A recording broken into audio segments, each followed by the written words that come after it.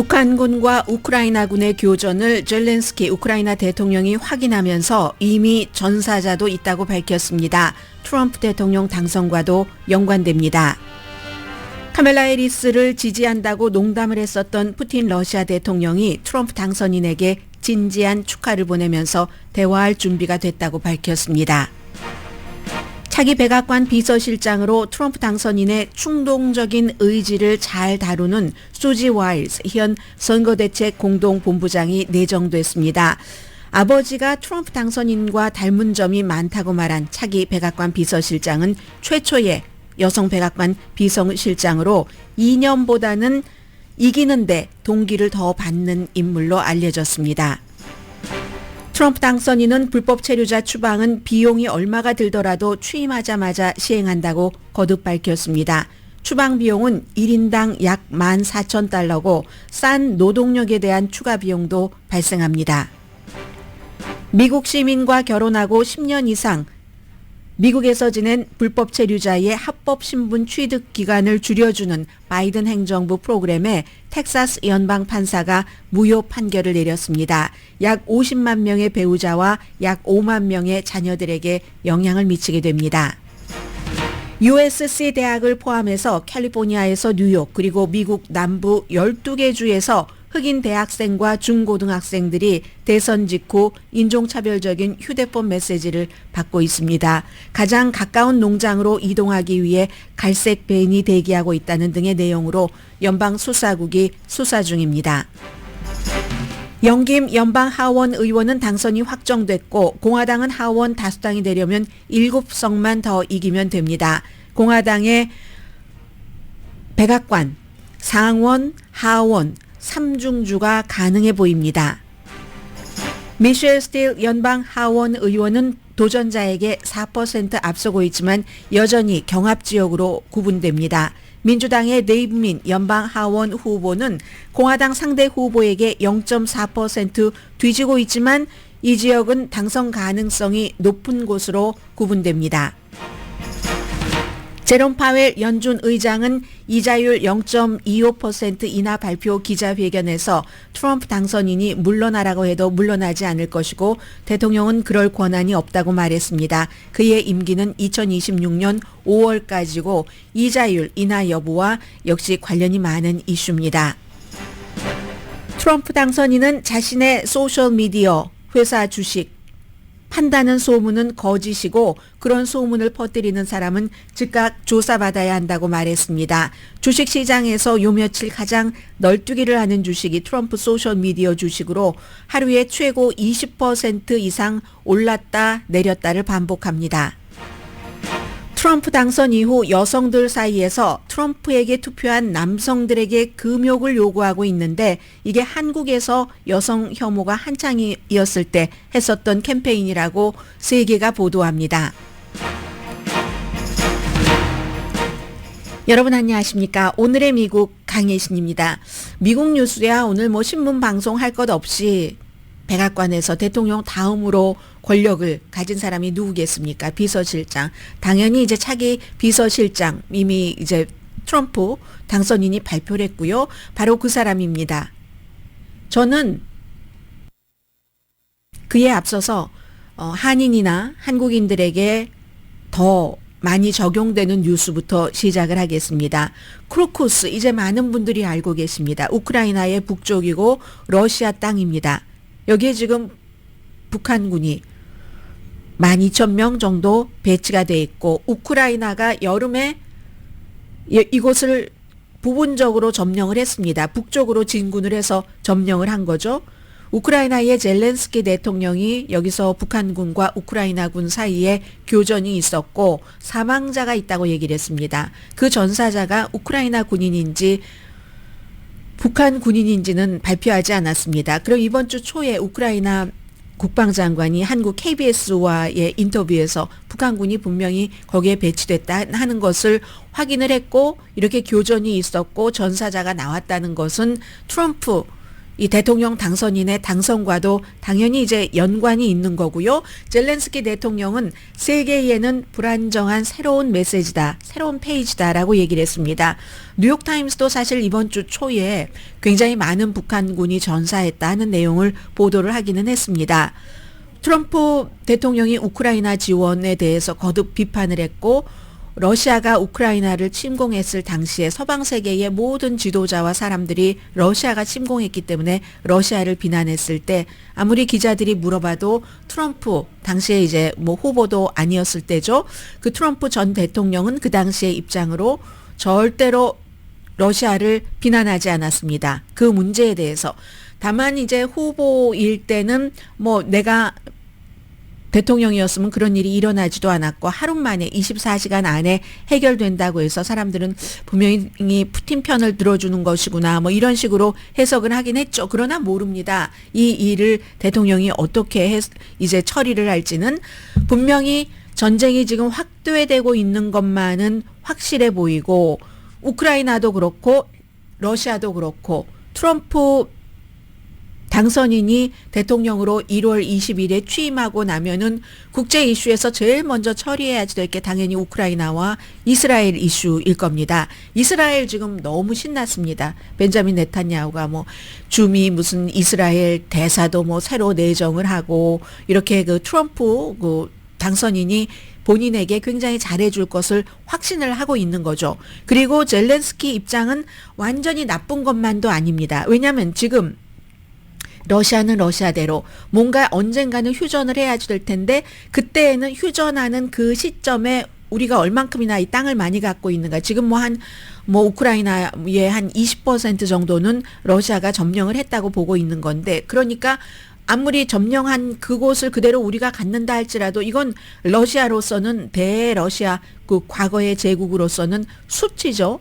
러시아의 위성국 아래 들어있었던 우크라이나에게 우리가 전쟁을 해서 먼저 시작을 했는데 우리의 땅을 빼앗겨? 부분적으로라도 이건 아니지? 크로쿠스?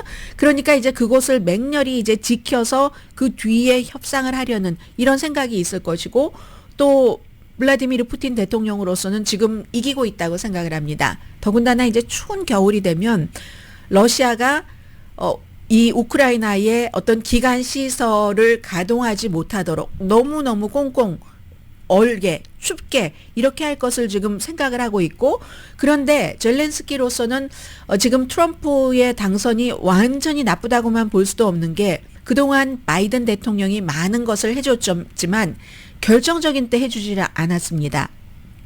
이건 일론 머스크와 똑같아요. 처음에는 이제 우크라이나가 이제 러시아의 침공을 받고 하니까 스타링크라는 본인의 위성을 딱 보내서 여러 가지 군사적으로도 도움을 주고 하다가 우크라이나가 결정적으로 러시아 이제 크림반도 이쪽을 진격을 하려고 하니까 갑자기 일론 머스크가 러시아 편을 들어서 스타링크를 해주지 않고 러시아의 유리한 쪽으로 가져갔죠. 그리고 바이든 대통령도 지금까지 계속 그렇게 해왔습니다. 러시아를 도왔다는 게 아니라 너무 신중하다고 할까요? 그래서 장거리 미사일을 결국 주지 않았고 뭐 행동 한번 하려면은 시간이 오래 걸리고 이로 인해서 러시아의 블라디미르 푸틴이 발끈해서 3차 대전이 일어나면 안 된다고 굉장히 우크라이나 측에서는 이제는 완전히 좌절한 상태입니다. 물론 트럼프 후보가 당선인이 되고 나서 바이든 대통령이 우크라이나에 아직까지는 본인이 70며칠 대통령이기 때문에 해줄 수 있는 그 부분이 있습니다. 뭔가를 많이 지원을 하겠다고는 하지만 too late. 그래서 어떻게 보면은 젤렌스키 대통령도 어차피 우리는 맨손으로 생명선을 지키느니 트럼프라는 사람과 도박을 해봐 이런 생각을 할지도 모르죠. 많은 그 유럽 쪽의 언론은 그렇게 보고 있습니다. 그래서 젤렌스키 대통령도 트럼프가 당선되자마자 강력한 미국을 기대한다고 이런 식으로 이제 축하를 하고 젤렌스키 대통령은 이 문제가 아니라 할지라도 본인이 사실은 젤렌스키 대통령과의 전화 통화 때문에 한번 탄핵을 당한 사람이죠. 두 번째는 의사당 폭동 사건 때문에 바이든이 나오니까 바이든과 뭐 아들과 뭐 이런 것들에 대해서 뭔가를 좀 폭로를 해주면 우리가 우크라이나에 지원금을 보낼게. 그때는 전쟁 전이었습니다. 그러나 우방국에 대한 그 지원금이 있었기 때문에, 그리고 그 돈은 의회에서 승인을 해놓은 것이기 때문에 대통령이 본인의 정치적인 목적에 의해서 좌지우지할 수 없는 것이었는데, 당시에 트럼프 전 대통령은 그랬습니다. 그리고 그 일로 인해서 탄핵을 당했으니까 서로 사이가 좋을 리가 없죠. 그래도 정치에서는 어쨌든 힘 있는 쪽에 을이 결국은 고개를 끄덕할 수밖에 없는 거고, 어차피 바이든은 더 이상 이제 대통령이 아니고 2달 조금 더 있으면, 그리고 결정적일 때 도와주지 않았기 때문에 그럼 트럼프라는 사람에게 한번 도박을 해봐. 그런데 트럼프가 젤렌스키를 돕겠습니까? 블라디미르 푸틴을 돕겠습니까? 완전히 블라디미르 푸틴을 돕기만도 어렵다고 봅니다. 공화당에서 블라디미르 푸틴 편인 사람들이 있죠. 있고 언론계에서도 많습니다. 특히 이제 터커 칼슨 같은 사람, 트럼프 주변에도 무척 많이 있지만, 그러나 모든 공화당이 다 그런 건 아닙니다. 모든 공화당이 트럼프 대통령이 이제 대통령으로서 1월 20일에 취임을 하고 푸틴만을 돕는 쪽으로 우크라이나 전쟁을 마무리한다? 그러면 미국이 아니죠. 그렇게 할 수가 없기 때문에 아마도 트럼프 대통령도 여러 가지를 이제 좌고우면을 해야지 되겠죠. 그런 부분들이 조금 있고요. 그리고는 이제 블라디미르 푸틴이 카멜라 해리스를 지지한다 이렇게 얘기했었을 때 많은 뭐 우파 매체에서는 거봐, 푸틴이 트럼프를 지지하는 게 아니라 카멜라 해리스를 지지한다, 농담으로 한 얘기예요. 그거 그렇게 얘기를 했는데, 아주 진지하게 블라디미르 푸틴이 다른 나라와는 달리 뭐 이탈리아 이런 데 엄청 빨리 미국으로 달려왔죠. 그런데 이제 시진핑과 블라디미르 푸틴은 조금 뜸을 들이다가 이제 다 축하 메시지를 보냈는데, 굉장히 진지하게 축하 메시지를 보내고, 그리고 뿐만이 아니라 뭐 약간 존중한다고 할까요? 이런 것까지 독재자인 블라디미르 푸틴이 해서, 많은 매체에서는 이게 이제 푸틴의 그 트럼프 그 당선인을 추켜 세우면서 다루기 작전이 들어갔네? 뭐 이렇게 보고 있는데, 뭐 예를 들어서 암살 시도가 일어났었을 때, 그때의 그 용맹이란 진짜 사내다움이었다. 뭐 이런 식으로 하면서 대화를 할 그럴 준비가 돼 있다. 지금 이제 유럽은 굉장히 그래서 긴장입니다. 트럼프와 블라디미르 푸틴과 볼로디미르 젤렌스키 이 그 삼각 관계에서요. 트럼프 당선인 지지자들과 똑같은 생각을 하고 있는 사람들이 많지만, 미국에요. 선거 후보 그 선거 과정에서 많이 보셔서 아시겠지만, 실제로 푸틴을 지지한다거나 히틀러를 지지하는 그런 그룹들이 존재합니다.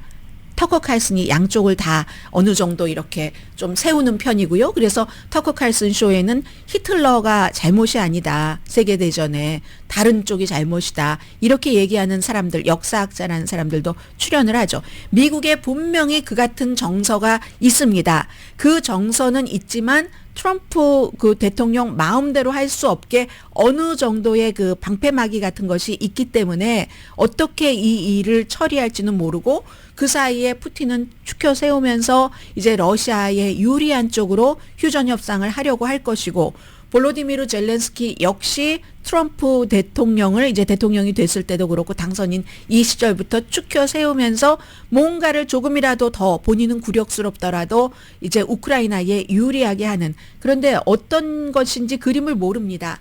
트럼프 당선인이 24시간 안에 종결시킨다고는 했지만, 뭐 JD 벤스 부통령이 가끔 나와서 얘기하는 거라든가, 아니면 마이크 폼페오 전 그 국무장관이요, 이번에도 아마 장관으로 기용될 확률이 높은 것 같던데, 그 국무장관이 월스트리트저널에 좀 뭔가 기고문을 쓴다던가, 이런 거 보면은 기본적으로 우크라이나가 뭐 나토 가입을 안 한다던가, 아니면 나토 가입을 적어도 많이 연기를 한다던가 하는 식으로 해서 휴전을 하는 뭐 이 정도인 것 같은데, 볼로디미르 젤렌스키가 이런 상황에서 나토 가입이라는 보장까지 받아두지 않으면 언제 또 러시아에게 완전히 먹혀버릴지 모르니까 그걸 또 그 받아들일지는 모르겠습니다. 아무튼 이 문제는 북한군까지도 연결이 돼 있는 것이기 때문에 굉장히 중요해서 말씀을 드렸고요. 이런 것들이 이제 외교 정책이 바뀌어가는 겁니다. 바이든 때도 전폭적으로 아주 그냥 뭐 융단 폭격하듯이 러시아가 폭격받으라고 우크라이나를 지지해 준 적은 없지만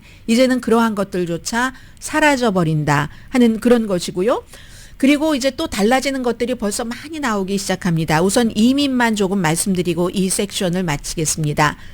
트럼프 당선인이 MBC 방송과 인터뷰에서 지금 불법 그 체류자를 추방을 하려면 후보의 선거 캠페인 당시에는 2천 몇백만 명이 있다고 그랬습니다. JD 벤스 부통령 후보가 앞장서서 지금 추정하기는 한 1,100만 명 정도 있을 것으로 보이는데 그 사람들을 다 추방한다고 했어요. 그러다가 당선인이 되고 나니까 조금 뒤로 물러섰습니다. 범죄를 저지른 불법 체류자. 전에는 그냥 일리걸 이미그랜트 이런 식으로 얘기하다가 범죄를 저지른 불법 체류자. 이건 오바마 때 이미 많이 했었던 겁니다. 범죄를 저지른 불법 체류자부터 추방을 시작하는데 한 사람 추방하는데 14,000달러 정도가 든답니다. 그런데 그 사람들 가운데서 싼 노동력을 미국에 주면서 일했었던 사람들이 많이 있죠. 그런 것은 또다시 추가 비용으로 돼야지 되는데 그래서 엄청나게 많은 비용이 든다 뭐 이런 것을 얘기를 하니까 그럼에도 불구하고 나는 다 추방하겠다. 그러면 1,500억 달러 정도는 든답니다. 뭐 아무튼 그렇게 한다고 했고 이런 일이 있고 그리고 이제 프로젝트 2025가 나옵니다. 한인 여러분들도 이제 트럼프 시대의 메디케어라든가 여러 가지를 신경을 쓰면서 팔로우업을 하셔야지 될 겁니다. 그 메디케어나 아니면 뭐 여러 가지 그 지원 삭감 같은 거 푸드도 마찬가지고요. 그런 건 제가 9시 35분경에 뒤에 따로 말씀을 드리겠습니다만은 프로젝트 2025가 너무 극우적이기 때문에 나하고는 상관이 없어. 라고 얘기를 했던 헤리티지 재단의 트럼프 임기 2기의 청사진이요. 900페이지짜리. 거기에서 이민 그쪽을 보면은요. 이민 굉장히 강력히 단속을 하고 대규모 추방을 하고 멕시코 국경 장벽 건설에 대해서 그 굉장히 돈 많이 드는 거 이거 다 지원을 하고 멕시코에서 돈 절대 안 냅니다. 국토안보부도 해체하고 더 크고 더 강한 대통령이 원하는 식으로 뭐를 만들고 또 이민자에 대한 어떤 그 과정을 밟을 때 수수료 있죠. 이것도 대폭으로 인상을 하고 그리고 또 뭐가 돼 있나요? 여러 가지 이런 내용들 미국 역사상 아무튼 가장 큰 그 추방 프로그램을 한다. 이게 프로젝트 2025의 그림인데 지금 벌써 후보 당시에는 우리 그거 상관없어라고 얘기를 했었는데 이 25 프로젝트 이것을 시행하는 과정에 이제 들어가 있는 것으로 보입니다. 그리고 또 스티븐 밀러라는 캘리포니아주에서 가서 트럼프 임기 1기에 가족을 떼어놓는 젖먹이 어린이와 엄마도 떼어놓는 이런 그 정책 그리고 또 일부 무슨 뭐 아랍 국가에서 오는 사람들 여행 금지를 내린다던가 그런 청사진을 만든 스티븐 밀러가 또 관련 부서에서 일을 할 것 같고요. 그런가 하면은 오늘은 그 미국 시민과 결혼을 하고 10년 이상 미국에 살면서 미국 안보에 위험이 되지 않고 한 그 불법 체류자들, 그러니까 시민권자의 배우자죠. 그 사람들에게 합법 그 신분 그를 주는 것을 과정을 조금 단축하고 조금 더 빨리 주고 하는 바이든 행정부 프로그램에 대해서 텍사스의 연방 판사가 이건 무효다라고 판결을 내렸습니다. 50만 명의 배우자와 약 5만 명의 그들의 자녀에게 해당이 된다고 하니까 분명히 해당되는 한인분들도 계실 겁니다. 자격이 뭐 아무튼 갖춰줘야지 되는 거고요. 이게 이제 8월 달부터 텍사스 등을 포함해서 15개 주에서 소송을 했기 때문에 그 8월 달부터는 집행이 조금 보류가 됐는데 아마도 이게 그 트럼프가 아닌 민주당에서 계속 정권을 잡았다면 더 쉽게 됐을지도 모르지만 그리고 이제 배우자에게 뭐 3년 동안 어떤 그 일할 수 있는 허가도 주고 한다고 하는데 이 지방 판사가 제이 캠블 바커라는 트럼프 행정부에서 임명한 판사입니다. 대통령이 그렇게 할 권한이 없지 하면서 이걸 무효라고 했으니까 바이든 행정부에서 항소할 수 있습니다. 그러나 항소하면 뭐합니까? 이제 떠나는 다 끈떨어진 행정부인데 이제 이런 것들이 지금 그 변하는 모습이고요.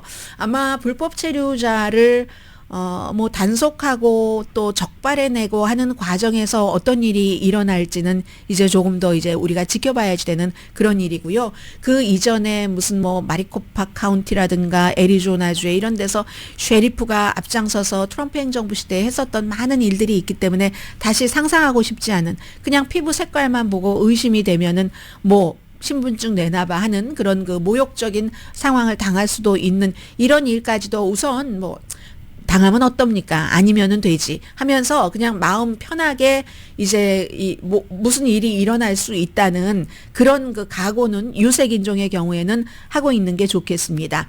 그리고 또 하나의 변화가 수요일부터 시작됐습니다. 오늘 미국의 모든 매체가 보도를 하는데 USC 학생들도 받았답니다. 휴대폰에요. 이름까지 딱 적히고 주소도 적히고 근처에 있는 농장으로 갈 테니까 목화 따러 가자. 흑인 학생들이 받은 메시지입니다. 목화 따러 가니까 여기에 모여. 그러면 그 오너가 아니고 핸들러라고 표현을 했어요.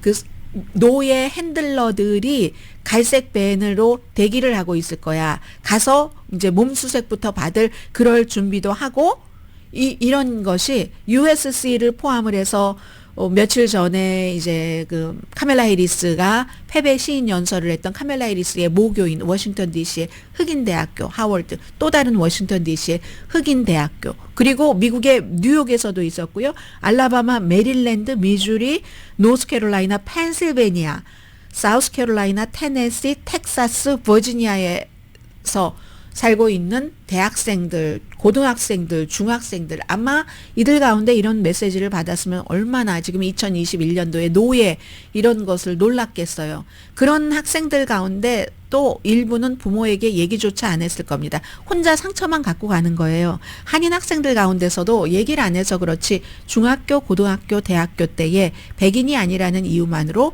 미국에서 태어났고 한국말도 거의 못하고 미국 사람처럼 살던 그런 학생들도 엄청나게 이런저런 차별을 받고 사는 사회가 미국 사회입니다. 아무튼 지금 이제 대통령 선거가 끝나고 나서 사실은 라티노의 표, 라티노 남성들의 경제에 좌절한 표도 많았지만 기본적으로는 백인 표잖아요. 백인이 이제 우리의 권리를 잃어버리기 싫다 하는 것도 많이 반영된 그런 거죠. 그런 일이 있고 나서 직후에 나온 일이기 때문에 이제 앞으로 미국이 어떻게 될 것인가 하는 거 각오도 해야지 되고, 이런 일들이 일어나니까 이제 미리 조금 보는 미국이기도 하고 그러는 겁니다. 뉴욕시에서도 마찬가지고요.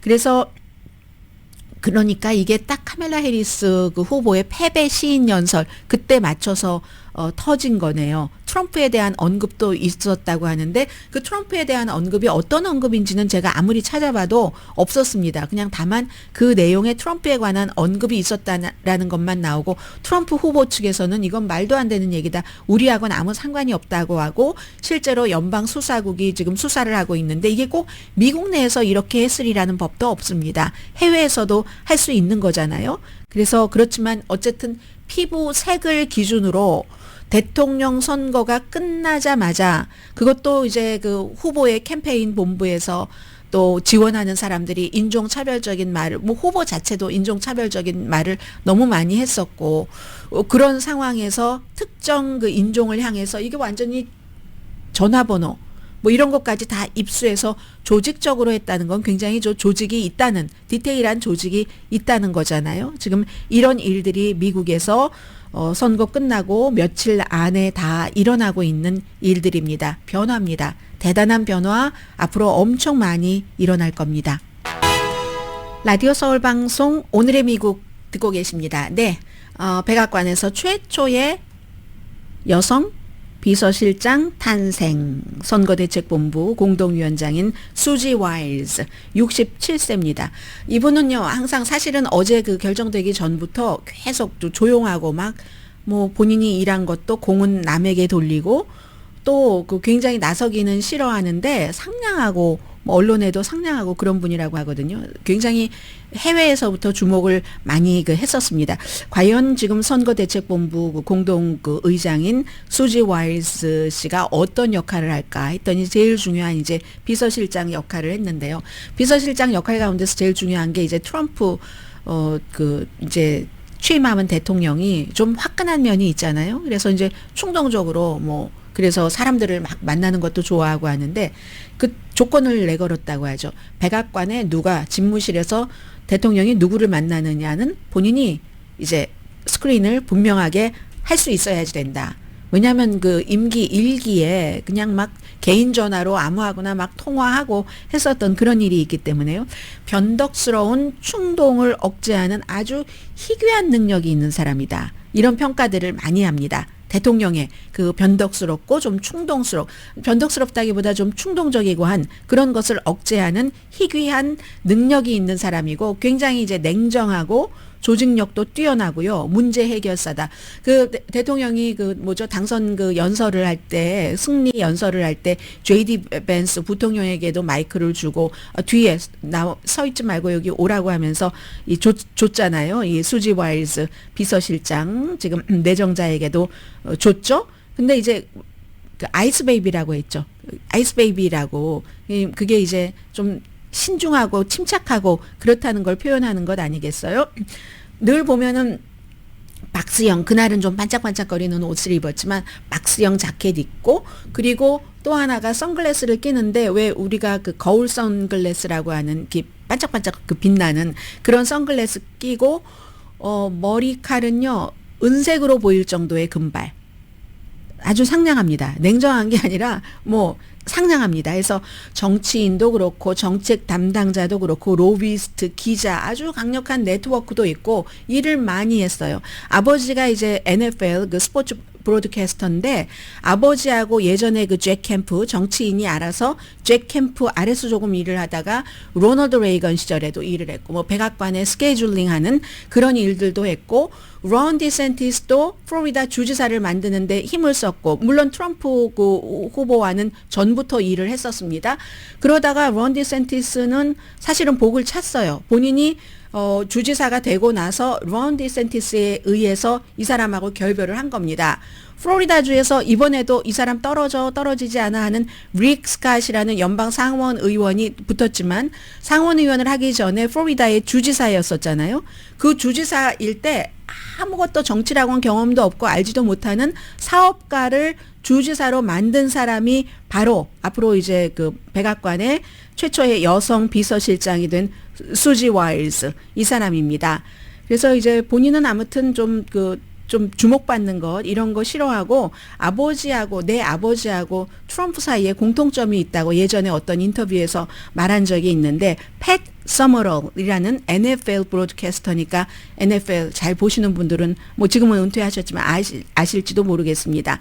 굉장히 그 템퍼 이런 것에 대해서 성격 같은 것이 조금 비슷하고 좀 다루기 힘든 사람, 어머니가 굉장히 고생을 하셨다고 하는데 또 아버지가 알코올 중독자였습니다. 이 점은 트럼프 대통령과는 전 대통령과는 전혀 다르죠. 술을 입에 안 대니까 바이든도 그렇고 트럼프도 그렇고 술을 입에 안 대는 사람들입니다.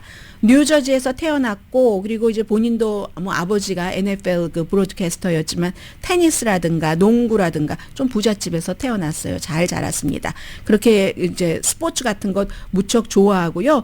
85년도에 이제 플로리다주로 이사를 갔답니다. 남편이랑 같이 이사를 가서 컨설팅 회사도 했고 뭐 딸이 2명 있는가 하던데요. 아무튼 그 플로리다주에서 그러니까 정치 이걸 너무 잘 아는 사람입니다.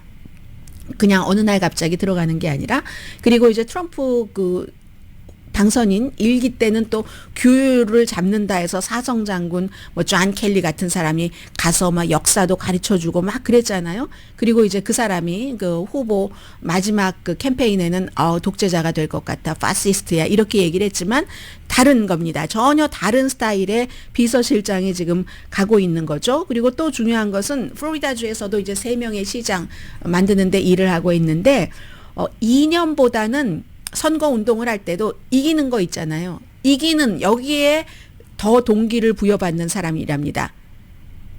오타니 쇼헤이가 돈을 나를 얼마를 줄 것이야. 이것보다도 팀을 선택을 할 때 이 팀이 내가 들어감으로써 다른 팀 구성원과 여러 가지를 볼 때 팀이 이길 수 있는 거야. 그래야지 나도 이기니까 그런 것을 본다는 것처럼 이 사람은 이념이 아니라 이기는 거야, 이기지 않는 거야. 이걸 보면서 한다는 거죠. 그래서 이번에도 사실은 트럼프 후보가 지난번 선거에서 좀 피해를 많이 봤던 게 본인들이 자초한 거지만 부정선거다라는 말을 엄청 많이 하면서 우편 투표도 뭐 사기다 이런 얘기를 많이 했었죠. 이걸 못하도록 강력하게 이번 선거에서 얘기를 했답니다. 그러니까 트럼프 후보로서 뭐 조기 투표도 하라고 하고 우편 투표도 하라고 하고 했었던 거죠. 그리고요 또 뭐가 있나요? 그 정도 해서 대체적으로 평은 무척 좋은 편입니다. 지금 아주 냉정하게 트럼프 이 당선인을 좀 잘 보좌할 수 있는 비서실장감이다. 이렇게 지금 보고 있거든요. 그러니까 미국을 위해서 또 트럼프 대통령을 위해서 굉장히 그 좋은 사람, 좋은 인선인 것 같다. 이런 분위기는 있고 그리고는 이제 다른 장관 물망에 오르는 사람 많습니다. 뭐 예를 들어서 로버트 그 프란시스 케네디 주니어의 경우는 장관은 조금 힘들어 보여요. 왜냐하면 인준을 받아야지 되는데 상원에서 공화당이 지금 뭐 한 석을 더 넣어서 지금 53석인데 그리고 조금 더 남아 있고요. 계산해야지 되는 주들이. 그럼에도 불구하고 로버트 케네디 주니어가 워낙에 음모론을 많이 퍼뜨렸었기 때문에 어떤 장관으로서 인준받기는 조금 힘들기 때문에 무슨 식품이라든가 건강 같은 것을 통제하는 기구 이런 데를 지금 관리하지 않을까라고 생각이 들고 일론 머스크는 뭐 누가 보더라도 뭐 코스트를 그 비용을 줄이는 거 뭐 한 3분의 1 정도 줄인다. 뭐 2억 달러 줄인다. 정부 운영 비용 이렇게 지금 얘기를 하고 있고 마르코 루비오가 아마 뭐 국무장관 후보로 지금 거론되는 것 같은데 근데 여기에 마이크 폼페오도 있기 때문에 글쎄 잘 모르겠어요. 마르코 루비오는 예비선거 당시에는 트럼프 후보와 겨루다가 금방 이제 이제 꼴이 내렸고 플로리다주의 연방 그 상원 의원이고 뭐 상원 외교관계위원회에도 있었고 하니까 그쪽에 그 내부의 인선은 그 정도 된다고 보시면 될 것 같고요. 지금 뉴욕에서는 연방 하원이 승리했습니다. 그런데 지금 연방 하원조차도 공화당이 앞서가고 있고 한 20여 석 남았는데 공화당이 211석, 민주당이 199석입니다. 다수당이 되려면 218석이 있어야지 되니까 민주당 이거 다 가져가면 어떻게 되나요? 20석 가져가면은 다 가져가야지만 겨우 23석 정도 남았나 그러거든요. 다 가져가고 한두 개 떨어야지만 민주당이 다수당이 될 수 있는 거니까 상당히 힘들죠. 지금으로서는. 그래서 처음에 개표 시작하면서 그래도 하원은 민주당이 했는데 그것도 점점 이제 가라앉아 갑니다. 그래서 공화당이 다수당이 될 확률이 조금 높은 것 같고 그러면 전체적으로는 민주당에게는 너무나 치명적인 거죠. 대통령도 억제하지 못하고 또 대통령과 상원에서 손을 잡고 있는데 하원에서조차 어떤 대통령과 공화당을 억제할 메커니즘이 전혀 없는 겁니다. 이건 민주당에게만 나쁜 게 아니라 공화당에게도 엄청 나쁜 거고 일이 이렇게 된 데는 많은 책임이 거의 모든 책임은 민주당 자체에 있는 건 맞고요. 그리고 한인 시니어들에게도 지금 굉장히 치명적이 될 수도 있습니다. 바이든 행정부에서 가장 잘했던 것 가운데 하나가 제약회사 편이 아니었고 일반 약을 복용하는 사람들 편이었습니다. 그래서 시니어들 처방약값 많이 내려놨잖아요. 이거 어떻게 될지 알 수가 없습니다. 공화당은 제약회사와 더 가깝습니다. 그런 거 메디케어 민영화 이거 지금 거의 뭐 된다고 보는 사람들이 더 많은 것 같습니다. 어떤 건강에 관한 것이 정부의 손에 있는 게 아니라 어떤 사업자의 손에 있을 때는요. 사업자는 영리가 목적입니다. 정부가 갖고 있을 때는 국민의 건강이 목적입니다. 그래서 아마 이제 이런 부분들도 여러분들 뒤에 조금 다시 이 부분은 말씀을 드리겠고요. 의회의 분포도에 따라서 그런 것도 이제 변할 수 있다는 말씀을 드리고 그리고 한인들 중에서는 영킴 후보는 어제 확정이 됐고요. 이게 확정이 되는 게 참 AP가 모든 것을 다 먼저 확정을 하거든요. 그런데 영킴 의원도 어제 보니까 한 로스앤젤레스 시간으로 6시쯤에 74% 개표인가 그랬어요. 74%가 개표가 됐지만 차이가 워낙 많았고 상대 도전자와 그리고 이제 나머지 남아있는 투표함도 뭐 여러 가지를 계산을 했겠죠. 그래서 AP가 딱 이제 그 영킴 당선 확정 이렇게 체크를 해주니까 로스앤젤레스 타임즈를 포함해서 많은 매체들이 그렇게 했고, 그에 비해서 이제 45지구의 미셸 스틸 의원의 경우는 지금도 여전히 한 4% 정도 앞서가던데 이게 이제 거의 한 70% 개표 정도 됐고, 그런데도 당선 확정을 해주지 않고 경합 지역으로 지금 분리를 하거든요. 30%의 투표함이 어디에 있는 것인지 AP는 알고 있을 겁니다. 계속 이걸 해오니까. 그래서 그쪽은 지금 경합주로 분리를 하고, 그에 비해서 또 47지구의 데이브 민 도전자는 공화당이고, 데이브 민 연방 하원 의원 후보는 이게 민주당 쪽으로 likely, 확정은 아니지만 likely로 하는데 지금 현재 공화당이 앞서가고 있어요. 0.4%. 앞서가는데도 AP는 아는 겁니다. 저 우편통이 집코드 어디에서 나오면 표가 어느 정도 많을 거야. 그래서 아직까지는 확정이라고는 안 하지만 likely 민주당, 데이브 민 당선이 조금 더 많아 보이는, 지금 한인 입장에는 그런 게 있고, 또 하나 이번 선거에서 굉장히 중요했었던 것은 샌프란시스코 시장과 LA의 그 검사장인데, 이 샌프란시스코 시장은 샌프란시스코 진보적이긴 하지만 그 진보적인 샌프란시스코에서도 역사상 처음으로 흑인 여성이었습니다. 런던 브리드. 그리고 두 사람이 똑같이 법과 질서, 샌프란시스코 시장도 최근에 계속 이제 어떤 범죄를 단속하고 하는 것 했거든요. 그런데도 도전자에게 졌습니다. 도전자가요, 엄청난 가문의 사람입니다. 데니엘 루이라고 그 리비 청바지 있죠? 리바이스, 리비, 그 스트라우스, 청바지 상속자예요. 상속자고 뭐 자선단체도 돈이 워낙 많으니까, 태어날 때부터 많으니까 설립한 그런 사람입니다. 그래서 이 샌프란시스코에서 뭐 100년 넘어 만에 정치 경험 전혀 없는 사람이 지금 샌프란시스코 시의 시장이 됐다. 이게 이제 두 사람 다 민주당이었잖아요. 여기서 법과 질서 캠페인도 똑같이 벌였고, 근데 현직이 심판받은 거죠. 정치 경험이 없어도 저 사람, 그 돈을 엄청 많이 썼어요. 선거 캠페인에 돈을 엄청 많이 썼다. 이것도 있고, 로스앤젤레스는 이제 확실하게 어제 결정이 났잖아요. 조지 게스컨이 이제 공화당, 전에 공화당이었고, 무소속, 네이슨 호크만에게 진 거, 진 것은, 이건 이제 진보 검찰에 대한, 심판이었잖아요. 여기서 이제 오늘 아침에 벌써 그런 얘기 나옵니다. 메넨데스 형제, 뭐 50년, 지금 18살, 21살이었는데 아버지를 살해했을 때, 근데 아버지에게 성폭행을 당했었고, 끊임없이 엄마가 그것을 또 숨겼었다. 우리는 그래서 너무 고통을 받았고 별로 뭐 죄책감도 느끼지 않은 채 뭐 이런, 그러다 부모님들은 아니 그렇다고 부모를 살해를 하면은 세상에 살아있을 부모가 얼마나 있겠어. 그런 그 심각한 아이에게 그런 일을 저지르면 그거 막 이렇게 얘기를 하시지만 어쨌든 뭐 그 사람들이 지금 50 몇 살 돼서 감옥살이를 오래 했죠. 가석방 하는 것을 조지 게스콘이 이제 그 재판관에게 다시 해주십시오. 최종 결정은 아니지만 가석방위원회가 해야지 되고 게빈 뉴섬이 서명을 해줘야 되지만 그건 이제 또 어려워지는 거 아닌가 지금 이렇게 보고 있고요. 잠시 뒤에 이제 트럼프 행정부가 들어옴으로써 한인들에게 달라질 수 있는 메디케어라든가 이런 부분, 그럴 수도 있고 아닐 수도 있지만 그래도 어쨌든 대비 마음의 각오라도 하고 있어야지 되지 않겠어요? 잠시 뒤에 전해드립니다. 라디오 서울 방송 오늘의 미국 듣고 계십니다. 요즘 하도 뉴스가 많아서 어제 뭐 금리 뭐 예상했던 대로 0.25%포인트 내려서 지금 기준금리가 4.5%에서 4.75% 사이입니다. 그리고 어제는 이것보다 더 중요했던 게 기자들이 물어봤더니 두 번 다 노라고 얘기했는데 트럼프 그 대통령이었었을 때 뭐 이자율 좀 막 내리라고 압박을 했는데 제롬 파웰 연준 의장이 뭐 독립적인 기구다. 우리가 다 보면서 한다. 그것은 우린 정치적으로 전혀 개입하지 않는다 하면서 트럼프 그 대통령을 만족시켜주지 못했습니다. 그랬는데 그 사임하라고 하면 사임할 겁니까? 노.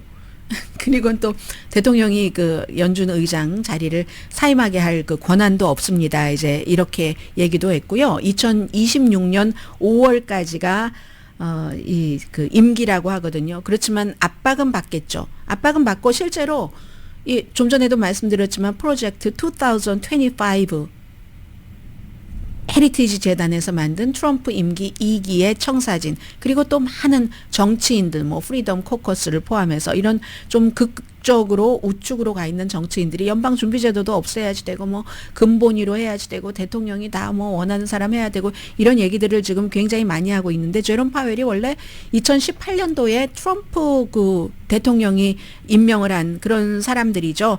아무튼 그런 일, 그러나 아무튼 대통령은 계속 내 연준에 대해서 나의 영향력이 강화가 되는 게 맞아, 대통령이 이렇게 주장을 했었고, 한 사람, 이사 한 사람을 이제 그 자리에 채울 수 있는 그런 정도가 됩니다. 그리고 프로젝트 2025에서 다 굉장히 길고 많은 내용인데, 좀 전에 이제 이민을 조금 말씀드렸고, 메디케이드를 조금 말씀을 드리겠는데요. 이게 이제 기본적으로는 한 가족을 우선시한다, 이 프로젝트 2025라는 게. 그리고 뭐 대통령의 권한을 엄청나게 강화하는 것, 또 기독교적인 세계관, 이때의 기독교적인 세계관이라고 하는 것은 기독교적인 백인들이 중심이 된 기독교적인 세계관을 얘기를 하는 겁니다. 그렇게 해서 이제 거대한 목표들이 있는데, 일상생활에도 너무 많은 그런 영향을 주는 게 있고, 또 트럼프 그 당선인이 이 헤리티지 재단 회장인 케빈 로버츠와 굉장히 친한 사람이기도 하고요. 사회 안전망을 줄이는 게 이게 이제 트럼프 임기 2기의 헤리티지 재단의 청사진인데, 뭐 푸드 스탬프 이런 거 다 뭐 무료 뭐 프리스쿨 같은 것도 그렇고, 학자금 융자는 탕감은 이제 끝났습니다. 메디케이드는 정부의 기금을 그 제한하고 어떻게 결정할지에 대해서 그 2025의 구체적인 내용은 없답니다. 다만 그 목적 자체가 이 메디케이드 지출을 줄이도록 증가하는 뭐 여러 가지 그 세월이 지나면 뭐든지 다 어떤 부서에서 써야지 되는 예산이 증가할 수밖에 없잖아요. 그런 증가를 하지 못하도록, 그러면 결국 그 예산을 증가시켜 주지 않으면 시간이 지나면, 내년에 후년이 지나면은 결국은 뭐가 됩니까? 자금이 삭감되고, 자금이 삭감된다는 것은 일반인들의 혜택이 줄어든다는 거죠. 커버리지가 줄어든다는 거고, 그리고 또 이것도 영구적으로 보장하지 않고, 여기까지는 이제 2025에 나와 있습니다. 자격 요건을 굉장히 까다롭게 하고, 뭐 상한선도 막 많이 정하고, 지금보다는 어쨌든 훨씬 힘들어진다. 어느 정도로 힘들어질지 그건 알 수 없습니다. 대통령 임기가 4년이기 때문에 이런 것을 그럼 깎는 이유는, 그렇게 해서 여기저기서 깎아야지만 부자를 세금 감면해 줄 수 있고, 기업에 대한 세금 감면을 해줄 수 있기 때문에. 그래서 이 부분이 지금 굉장히 중요합니다. 그렇기 때문에 무슨 뭐 국립 그 해양대기청, 여기에 국립기상청이 속해 있거든요. 이걸 상업화한다고 하잖아요. 이 2025에 따르면 상업화하지만 연방정부에서 돈 주고 해. 그리고 뭐 메디케이드 이런 것들도 민영화한다, 뭐 이런 얘기들도 많이 나오고 있습니다. 그러니까 아직까지 구체적으로 정해진 것은 없습니다만, 행정부의 방향과 트럼프 대통령의 방향이 그렇다, 그리고 옆에서 보좌하는 사람들의 뜻이 그렇다 하는 정도는 전혀 아무것도 모르면서 껌껌하게 살 수는 없으니까, 그 정도의 이제 그림은 적어도 지금보다 좋아지지는 않는다. 처방약 같은 그 약값 같은 것도 그렇고 적어도 좋아지진 않는다. 이렇게 어느 정도 각오를 하시면서 예산 그 편성 같은 것도 하시면은 좋겠습니다. 라디오 서울 방송 오늘의 미국 듣고 계십니다. 어제 오후부터요, 미국의 모든 매체와 세계 모든 매체에서 4B라는 것을 많이 보도를 했습니다. 저도 사실은 4B가 뭐지 했는데 이게 또 코리안이랑 연관이 된다는 거예요. 그래서 봤더니 우리가 알고 있는 그것이었습니다. 한국에서 예를 들어 화장실 같은 데 몰래카메라가 있기도 했고, 그리고 이제 어떤 젊은 정치인이 뭐 젊은 남자가 여자에 비해서 피해를 많이 본다. 미국과 지금 비슷한 거예요. 그래서 무슨 여성 혐오 같은 것들이 많이 일어났었을 때 한국의 여성들이 4B, 그러니까 B가 안 한다 할 때의 안일 B자인 것이죠. 해서 뭐 결혼도 안 하고, 뭐 아이도 안 낳고, 데이트도 안 하고, 출산도 거부하고 하는, 금욕 비슷하게 하는 이런 것을 하는 그것이 미국에 왔다는 겁니다. 그래서 트럼프 대통령을 찍은 그 남성들을 향해서 섹스도 거부하고 4년 동안 우린 뭐 안 할까, 이게 좀 지나치긴 하죠. 그런 것들 이제 이게 의미가 있다는 거죠. 그래서 미국에서는 아니 백인 남성들만 중요해, 여러 가지 의미로요. 그런 것들에서 나의 권리를 찾을 때까지 이제 성관계도 안 한다 해서 이제 뭐 내용이 좀 딱 귀에 들어오기 때문에 이제 미국과 세계에서 이런 그 문제, 한국을 이제 그 어떤 그 모방을 해서 이런 일들이 지금 미국에서 젊은 여성들이 이루어지고 있다. 젊은 여성들 사이에서 이것도 이제 틱톡에서 시작이 돼서 이제 퍼지고 있다. 뭐 이런 정도 얘기 나오고 있습니다.